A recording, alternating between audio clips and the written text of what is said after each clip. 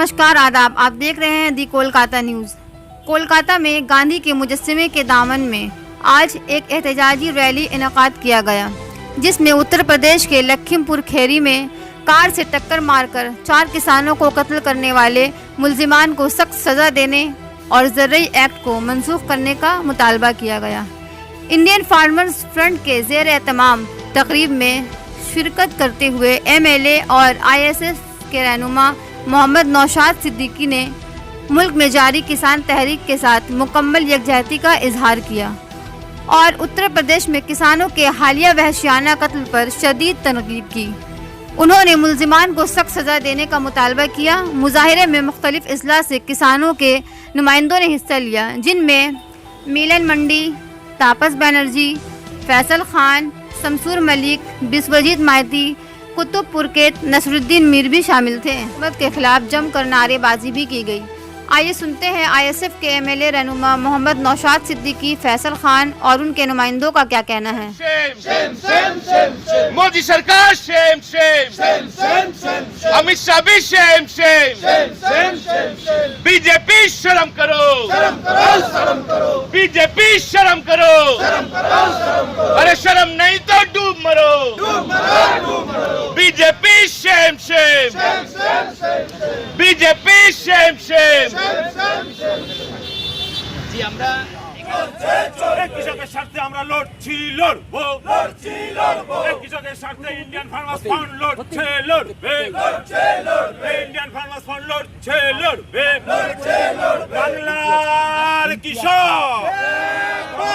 বাংলার কৃষক এই লখিমপুরে মানুষকে হত্যা করা হচ্ছে, কার স্বার্থে? বিজেপি গভর্নমেন্ট জবাব দাও, এই মোদি সরকার জবাব দাও। বিজেপির কাছে রেখেছিল, আবার এখন যখন প্রয়োজন হচ্ছে ওটাকে করেছে। ঠিক যেটা বিজেপি এখন করছে। এখন ত্রিপুরাতে বিজেপির কিছু নেতাকে অন্য জায়গায় রাখার দরকার আছে, সেটা তৃণমূলের কাছে পাঠাচ্ছে। কদিন আগে দেখেছেন ত্রিপুরার আপনার বিধায়ক এসে চেঞ্জ করতে, দল চেঞ্জ করে এখন আছে। ঠিক দেখবেন ভোটের পরে আবার দেখবেন তারা ফিরে যাচ্ছে। এগুলো অ্যাকচুয়ালি এগুলো রাজনীতিতে নোংরামো ছাড়া আর কিছু নয়। যে একটা সময় নিজের স্বার্থের জন্য রাজনীতিটাকে বলা হচ্ছে এদের আইডিওলজি খারাপ, যখন স্বার্থ সিদ্ধ হয়ে যাচ্ছে আবার পরিবর্তন হচ্ছে।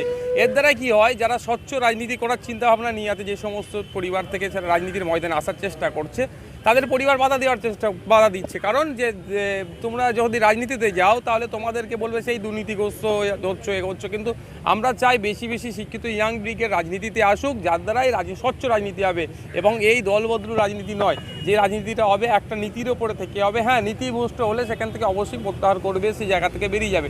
কিন্তু এটা নয় যে স্বাভাবিকভাবে যে ভোটে দাঁড়িয়েছিলাম মিনিস্ট্রি পাবো বা আগামী দিনে এই বিজেপি ক্ষমতায় আসবে, এই লোভে দল চেঞ্জ করার পরে যখন আবার দল পরিবর্তন হয়ে গেলে বিজেপি ক্ষমতা আসলো, বিজেপি ছেড়ে চলে আসলো বা অন্য কোনো দলের কথাই যেটা হয়, তো লোভে নিজের স্বার্থের জন্য যারা দল বদলু করছে তাদেরকে বাংলার জনগণ আগামী দিনে যেমন ছুড়ে ফেলেছে, আগামী দিনে ফেলবে। তাদের কোনো অস্তিত্ব থাকবে না রাজনীতির ময়দানে। এটাই মনে করি আমি, এটা করা দরকার। আর করলে তারা শিক্ষা পাবে। বিধানসভায় বিরোধীরা আজকেও ওয়াকআউট করেছেন, যদি আপনারা ওয়াকআউট করেন তাহলে আপনার বলার জায়গাটা কোথায়? দেখুন, প্রধান বিরোধী রাজ্যে বিজেপি, অবশ্যই বিজেপির যে বক্তব্য যে শর্ট টাইমের জন্য তাদের নোটিশ দেওয়া হয়েছে, নোটিশ দেওয়ার কারণে তারা পর্যাপ্ত পরিমাণে তাদের বিধায়ক আছে, সবাইকে অ্যারেঞ্জমেন্ট করতে পারছে না, একটা দিক কথা। সাথে সাথে আমি মনে করি হয়তো এটা না বললেও এটা আমি বলতে পারি যে বিরোধীদের সাথে যে আচরণ করা দরকার শাসক পক্ষ থেকে, শাসক দল থেকে, সেটা পাচ্ছি না আমরা। সেই সুবিধাটা না পাওয়ার জন্য আজকে রাজ্যের যিনি মুখ্যমন্ত্রী তিনি শপথ অনুষ্ঠানে বিরোধীরা বয়কট করলেন। সুতরাং এক ধরনের যে গণতন্ত্রের পরিসর যেটা বিরোধীদের জন্য ছোট হয়ে আসছে। আর এটা আমরাও জানি বিধানসভার মধ্যে সব থেকে বেশি প্রাধান্য পাবে যেটা, সেটা শাসকদের থেকেও বেশি পাবে সেটা হচ্ছে বিরোধীরা। কারণ বিরোধীদের ওটাই সব থেকে বড় বলার জায়গা গণতান্ত্রিক পদ্ধতিতে। কিন্তু দুঃখের বিষয় সেই পরিসরটাও ছোট হয়ে আসছে দিনকে দিন। সেই জন্য হয়তো তেনারা করেছেন। তাদের ব্যাপার, পার্টির আইডিওলজির ব্যাপার, ব্যক্তিগত ব্যাপার, তারা কীভাবে নেবেন সেই বিষয়ে আমি মন্তব্য করতে পারি। আর শেষ বিষয় যে লখিমপুরে যে ঘটনা ঘটেছে তার জন্য আজকে আপনারা বিক্ষোভ দেখাচ্ছেন, কি বলবেন? দেখুন, লখিমপুরে যে ঘটনাটা ঘটেছে এটা গণতন্ত্রের, ভারতবর্ষের গণতন্ত্রের জন্য একটা সত্যি খুবই খারাপ দিক। কারণ ওই লখিমপুরের যিনি MP তিনি হচ্ছেন স্বরাষ্ট্র প্রতিমন্ত্রী। তিনি ঠিক তার 1 সপ্তাহের মতো আগে একটা বক্তব্য দিয়েছিল যে আমি MP মিনিস্ট্রির বাদেও আমার একটা আলাদা পরিচয় আছে। সে পরিচয়টা নিজে উনি ব্যক্ত করেছেন। তার ঠিক কদিন পরই গত রবিবারই আক্রমণ করলেন যে একটা মন্ত্রী, স্বরাষ্ট্রমন্ত্রী, তার দ্বারাই বা তার পরিবারের কোনো সদস্য দ্বারা এই ধরনের একটা খতরনাক তো ন্যাক্কারজনক ঘটনা ঘটছে, এখনও পর্যন্ত যারা এই ঘটনা ঘটিয়েছে তার জনের নামে মানে থানাতে কমপ্লেন করা হয়েছে, তাদের মধ্যে একজনকেও গ্রেপ্তার করেনি। যদিও আজকের খবর শুনলাম, এটা ভালো লাগলো যে এলাহাবাদ হাইকোর্টের প্রাক্তন বিচারপতির মাধ্যমে একটা কমিশন গঠন হচ্ছে। এই কমিশনের মাধ্যমে যারা দোষ করেছে তাদেরকে শাস্তি দেওয়া হবে। আমি চাই এটা নিরপেক্ষতা বজায় রেখে তদন্ত করা হোক, এবং তদন্ত করে যারা এই ধরনের কর্মকাণ্ড করছে, যারা আমাদের কৃষকদেরকে যাদেরকে মৃত্যুর মুখে ঠেলে দিচ্ছে, যারা তাদেরকে দৃষ্টান্তমূলক শাস্তি দেওয়া হোক। আমরা জানি ভারতবর্ষ এবং খাস করে পশ্চিমবাংলা কিন্তু কৃষি প্রধান একটা রাজ্য। পশ্চিমবাংলার 50% রাজস্ব আসে কৃষকদের ওপর থেকে। পশ্চিমবাংলা থেকে যথেষ্ট পরিমাণে সরকারিভাবে শাসক দলের পক্ষ থেকে এটার বিরোধিতা করা দরকার। সাথে তো আমরা আছি, আমরা তো করছি, এবং শাসক দলকেও বিরোধী করা দরকার, যেটা দিল্লি পর্যন্ত পৌঁছাবে এবং যে কৃষকরা প্রোটেস্ট করছে তাদেররা বুঝতে পারে যে না, পশ্চিমবাংলা আমাদের সাথে আছে। আইএসএফ কি আগামীতে বড় কোনো ভূমিকা নিচ্ছে, রাস্তায় নামছে? অবশ্যই। দেখুন, এখন কোভিড সিচুয়েশন চলার জন্য কোভিড নর্মস আবার হিন্দু বাঙালিদের সর্বোচ্চ বড় উৎসব, সেই উৎসবে যাতে না কোনো রকমভাবে এই ধরনের এই কোভিডের সিচুয়েশনটা যেন বেড়ে যায়, সেই জন্য আমরা ছোটো করে প্রোগ্রাম করছি। আমরা এই পুজোর পরই আশা করছি আনলক হবে, তখন আমরা বৃহত্তর আন্দোলনে নামবো। শুধু সেন্ট্রাল গভর্নমেন্টে নয়, স্টেট গভর্নমেন্ট যেগুলো জনবিরোধী নীতি নিয়ে আসছে বা জনগণের বিরুদ্ধচারণ যেগুলো যাচ্ছে, সেই বিষয়গুলো নিয়ে আসবো। কোন এটা হচ্ছে প্রত্যেকটা ধর্মীয়, আমি যেমন মুসলিম সমাজ থেকে বিলং করি, আমার কাছে যেমন দুটো ঈদ সবথেকে বড় জিনিস, বড় উৎসব। হিন্দু সমাজ আমার ভাইরা যারা বিলং করে, তাদের কাছে এটা সবথেকে বড় উৎসব। যে যার পদ্ধতি নিয়ে উৎসব উপভোগ করছে, আগামী দিনেও করবে। তবে আমি একটা সতর্ক করে দেবো যে উৎসবটা অবশ্যই পালন করুক, যে যার মতো তার ধর্মীয় উৎসব পালন করুক, কিন্তু যে করোনার তৃতীয় ঢেউ আসতে চলেছে সেটাকে মাথায় অবশ্য রাখা দরকার, যাতে করে ফিজিক্যাল ডিস্টেন্স থেকে শুরু করে বিভিন্ন পদ্ধতি অবলম্বন করে, যেটা মেডিকেল সায়েন্স বা যেটা বিধিনিষেধ আছে সেটা মেনটেন করে পুজো উদযাপন করুক। তারা সুস্থ থাকুক, ভালো থাকুক, এই কামনা করি। অনুমতি পাবো না, এই প্রশ্নটা আসছে কেন? পাবো না, এই প্রশ্নটা আসার কোনো জায়গায় না। গণতন্ত্রে অনুমতি, এটা হচ্ছে one of the part of democracy, প্রোটেস্টটা। সুতরাং এখানে কোনো অনুমতির প্রয়োজন নাই বলে আমি মনে করি। হ্যাঁ, যদি ইন্টিমেশন জানিয়ে দেওয়া। लखीमपुर में जिस तरह से किसानों की हत्याओं, जो बीजेपी के मंत्री हैं, बीजेपी की मंत्री के बेटा ने वो गाड़ी जिस तरह से चढ़ाया और इतने सारे किसानों का जो हत्या हुआ, तो आखिर ये बीजेपी गवर्नमेंट या बीजेपी सरकार, जो योगी सरकार जो बैठी है, चाहती क्या है देश को?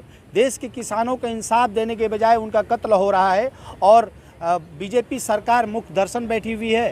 और मैं यहाँ के बंगाल के सरजमी से गांधी स्टैचू में इंडियन फार्मर्स फ्रंट के जानिब से मैं आपको पैगाम देना चाहता हूँ कि देश में जिस तरह से किसानों की हत्याएं हो रही है, अगर ये हत्याएं नहीं रोकी गई तो आने वाले वक्त में देश के कोने कोने किसानों का हत्याएं ये बीजेपी सरकार करेगी।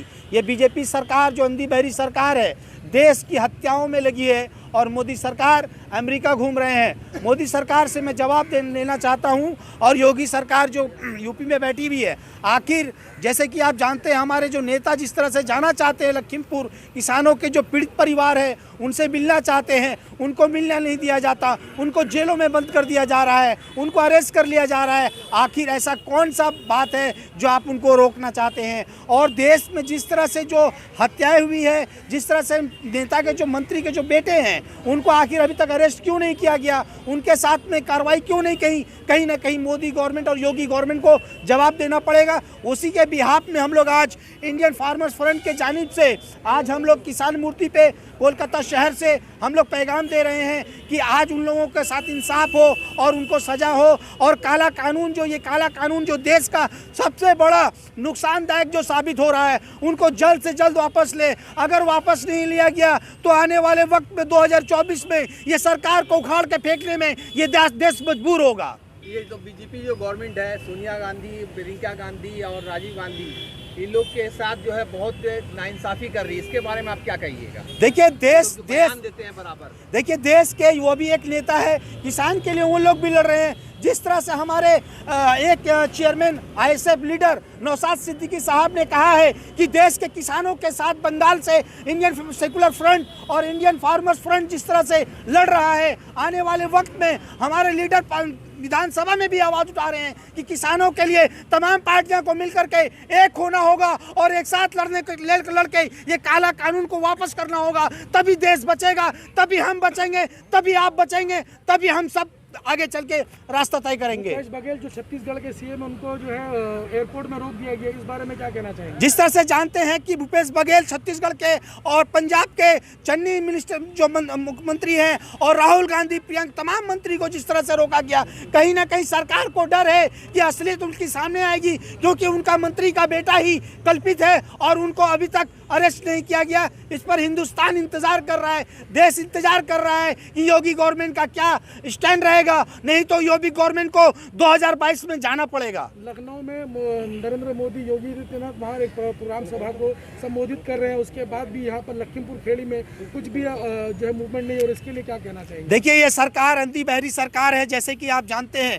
जब से 2014 से ये बीजेपी सरकार हुकूमत आई है, तब से ये अंधी बहरी बनी हुई है। जैसे नोटबंदी से लेकर के, जीएसटी से लेकर के, तमाम गैस से लेकर के, पेट्रोल से लेकर के, हर मामला में सरकार फेल है। तो ये सरकार से उम्मीद आम जनता को नहीं है। इस बार जो इलेक्शन आने वाला 2022 में, कहीं ना कहीं जनता इसको मुंहतोड़ जवाब देगी।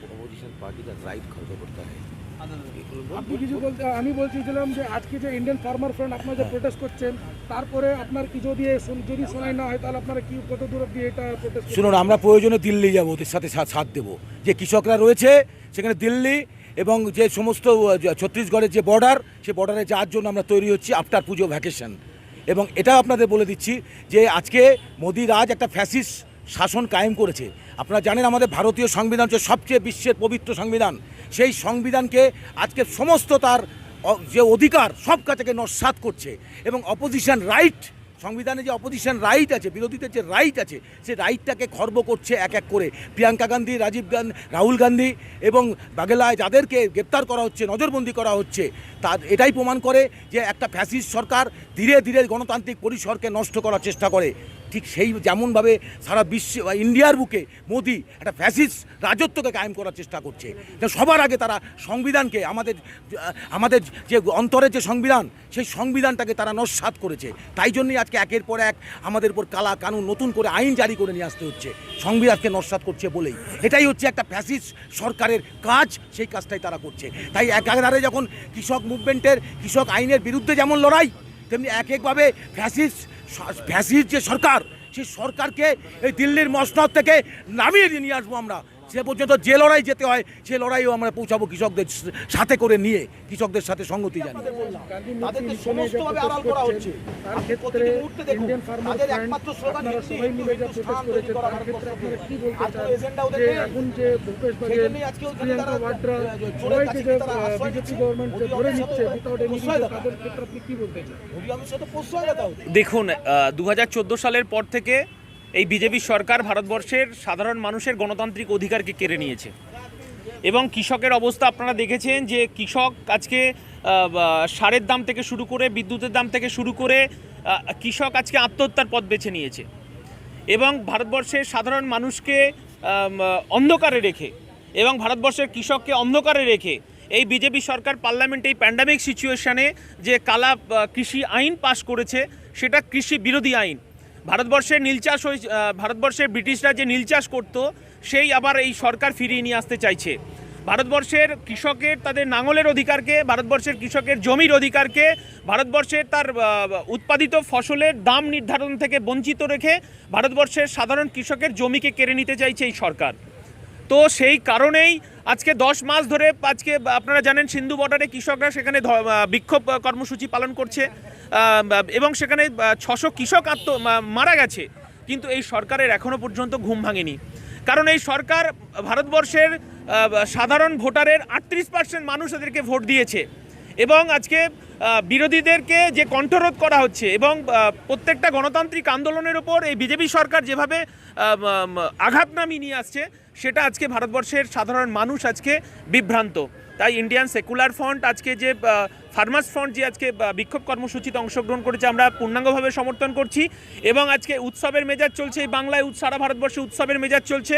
এই উৎসবের পরে আমরা এই রাজপথ উত্তাল হবে, জনসমুদ্রে ভারতবর্ষের কৃষকরা উত্তাল হবে এই আন্দোलन কর্মসূচি সংগঠিত করার জন্য। ये जो किसान लोग पे गाड़ी चढ़ा दिया, इसको आप किस देश के कोने कोने में बर्बरियत का माहौल है। सारा हिंदुस्तान देख रहा है कि बीजेपी गवर्नमेंट किस तरह से देश चला रही है और खास करके हमारा जो रीढ़ का हड्डी है, जिसको हम लोग अन्नदाता कहते हैं, जो हमारे किसान कृषि भाई है, जो काला कानून लाए हैं उनके खिलाफ ये लोग पीसफुल एहतजाज कर रहे हैं। आज सिंघू बॉर्डर से लेकर के देश के कोने कोने तक आज देखा जा रहा है कि पिछले दिनों लोगों के ऊपर गाड़ियां चला दिए गए। यूनियन मिनिस्टर का बेटा, हम लोगों का यहाँ डिमांड है इंडियन फार्मर फ्रंट के बिहाफ से कि उनको जल्द से जल्द अरेस्ट किया जाए और जिन लोगों का जाने गई है और जो लोग भी इंजर्ड हुए हैं उन लोगों के साथ जस्टिफाई होना चाहिए। इसीलिए आज इंडियन फार्मर फ्रंट के बिहाफ पे आज हम लोग यहाँ पे एक गांधी स्टैचू धर्मतल्ला मैदान में हम लोग एक एहतजाज कर रहे हैं